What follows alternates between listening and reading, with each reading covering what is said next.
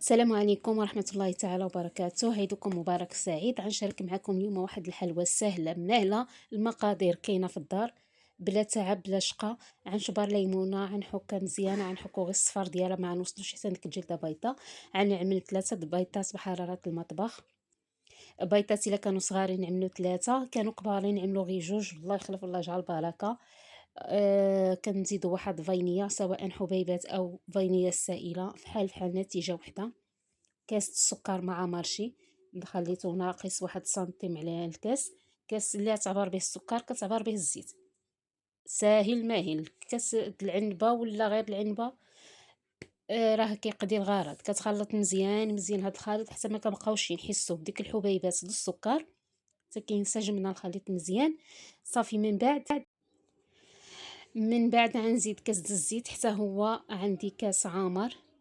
فحال السكر ناقص شويش عليه، واحد المعلقه كبيره د مايزينا باش كتعطينا ديك الرطوبه وديك الهشاشه. كنخلطو مزيان مزيان بالطراب اليدوي حتى كينسجم لنا على حسب غير السوائل. دابا يعني ما محتاجينش كاع اننا نحتاجو نخلطو بيدانا. غنزيد الطحين، عندي منخول 500 غرام د الطحين. الطحين نوعيه ممتازه، نوعيه الحلوى اللي عندي. 15 غرام د الخميره بيكن باودر، او 2 خمارات الحمراء. الا عندكم وزن 8 غرام عملوه 2. كانت عندكم هادية 15 غرام صافي كتعملوا وحده. صافي غنخلط مزيان مزيان على هاد الطريقه هادي حتى كينسجم لنا الخليط كامل وكتجمع لنا الخليط. وإلا بقى خصنا الطحين دائما كنعملوه بشويه بشويه على حسب. كاينه بعض الطحين اللي كيتشرب، كاينه بعض الطحين اللي ما كيتشربش. المهم انا عندي 500 غرام في منخوله. صافي كنبقى نزيد شويش بشويش، المهم تهزت لي كامله. من بعد كما كتشوفوا العجينه ديالنا حتى تجمعتنا مزيان، جمعتها بيدي. كنجربوها ملي كنبقاو نكوروها على هذا الشكل هذا كما كتشوفوا. صافي الله يخلف الله يجعل البركه. غنقسموا على 2. النص غنعملو بالكاكاو، يعني بحال الشوكولا بالشوكولات باش يجيونا 2 اذواق. وواحد غنخليوها عاديه كما كتشوفوا. في هاد الساعات دابا شعلت الفران على 250 دقيقة، على 250 درجة الحرارة، وشعلتها من الفوق ومن التحت. صافي غنعمل واحد قطيرة الزيت باش انني نعمل يدي في الزيت نكور كويرات غير صغارين، يعني مقدودين، باش تجينا الحلوى صغيرة مقدودة. هاد الكمية تبارك الله، وهاد الكمية الطحين ما شاء الله عطاتني 60 حبة الحلوى. يعني مقادير بسيطة بزاف بزاف، راه قل من 20 درهم. بالإمكان ديالك أنك نتينا توجد بلاطو هماوي ومشخص وغزال من هاد الفطور د العيد والعيد الأضحى. إن شاء الله يا ربي الله يدخلوا عليكم بالصحة والسلامة. ضروري واحد نوعوا الطابلة ديالنا نهار العيد. وديك الشي بسيط، ماشي على ما الانسان كتسارى هاد الغلا وهاد الشي. اللهم الانسان الله يخلينا في البساطه. بعدوا عليا من هاد بلعاد بريستيج بلعاد، خاطر كاع ما بقى. الحلوى د الوالدين ناجحه 100%. حطيتها طيب من تحت ومن فوق.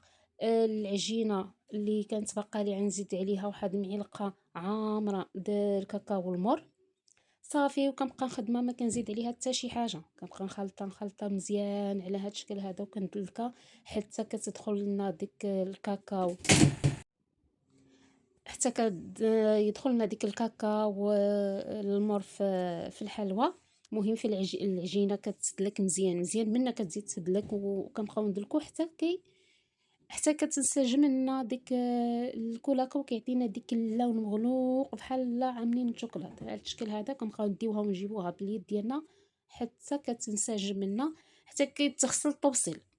صافي صافي من بعد ما جمعناها مزيان على هذا الشكل هذا كما كتشوفوا، كنكوروها، كندهنوا يدانا بالزيت وكنكوروها عاوتاني فحال اللي عملنا اللاطه الاولانيه او الصينيه الاولانيه على هاد الشكل هيدا. كويرات صغارين صغارين صغارين، ماشي صغارين ماشي كبارين صراحه الله، يعني معوطين، يعني الحلوى دوز اتاي المغربي الاصيل على هاد الشكيلات هذا. يعني خليط واحد ب3 بيضات كاس الزيت كاس السكر كيعطيو واحد الكميه رائعه وكتوجد دغيا.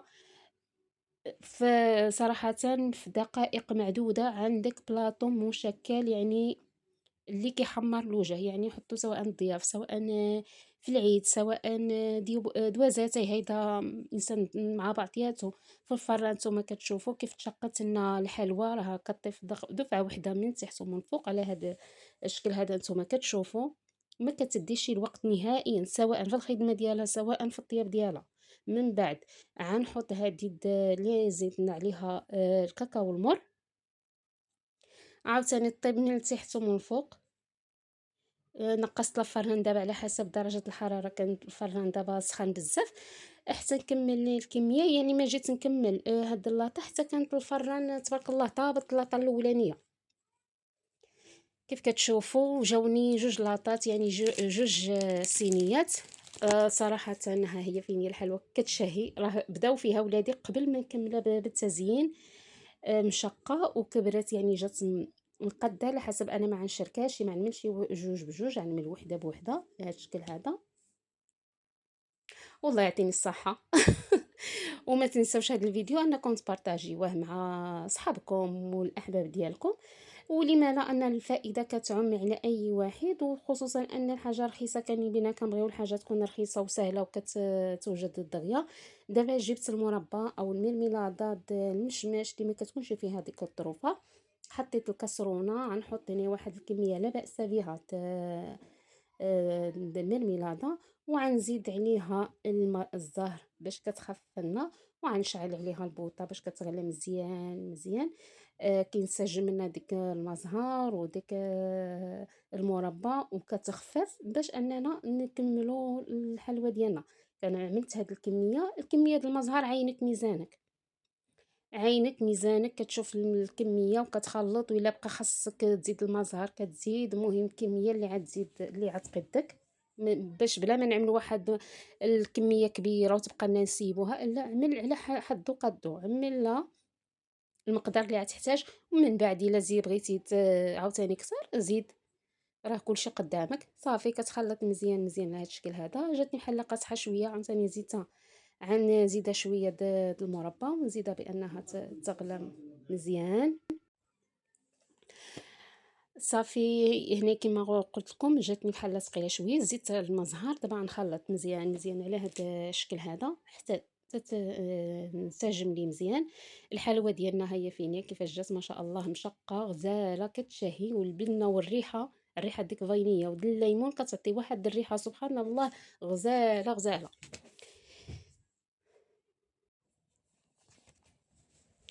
صافي هنايا عملت الكوكو عندي ديك الصغير ماشي ديك الكبير. هذا شويه كيجي ديك التوت ديالو كيجي شويه وطري والريحه ديالو رائعه. صافي كنبقى كنحط واحد الكميه د الحلوى في ديك المربى، وكان عاوتاني كنلويها في الكوك او جوز الهند. صافي على هذا الشكل هذا حتى كنكمل الكميه كامله اللي عندنا. ومن بعد كنبقى على هاد الطريقه هذه وكنهز وكنحط في الكوكو حتى كنكمل الكميه اللي عندي كامله. من بعد عاوتاني كنرجع نشكل الاخر اللي نعمله بالشو اللي عندي، اللي زيدتها الكاكاو والمر.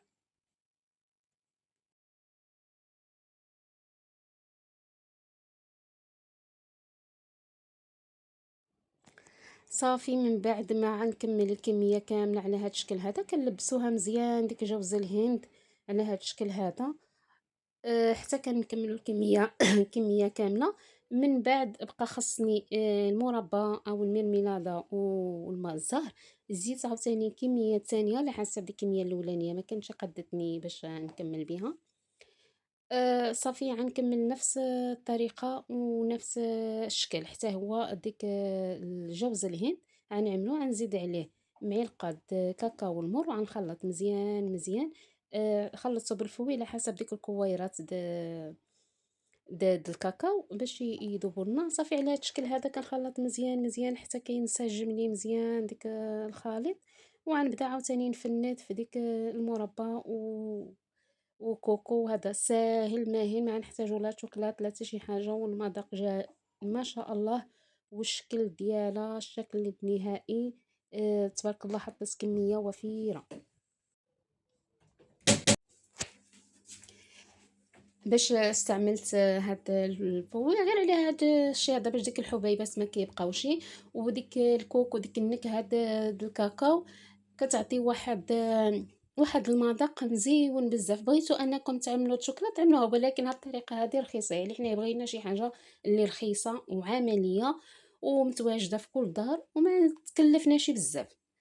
أما الكمية راها كتحط يعني كمية وفيرة سهلة واقتصادية، ما كاين ما أسهل منها وما كاين ما أحسن منها، وكتجي غزالة. الحلوى د الوالدين والحلوى القديمة راه ما كاينش بحالها.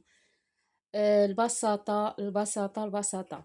كنتمنى ان شاء الله يا ربي ان هذا الفيديو يكون خفيف وظريف على قلوبكم. تسناو مني بعد الفيديوهات ان شاء الله يا ربي الحبيب نحط لكم فيديو جديد وبافكار جديده. هانتوما كتشوفوا يعني جات كميه رائعه. الكوك كيبان بحال ديك شوكولا فيرميسي، ويا خرا الريشون ديالنا معشوقه الجماهير.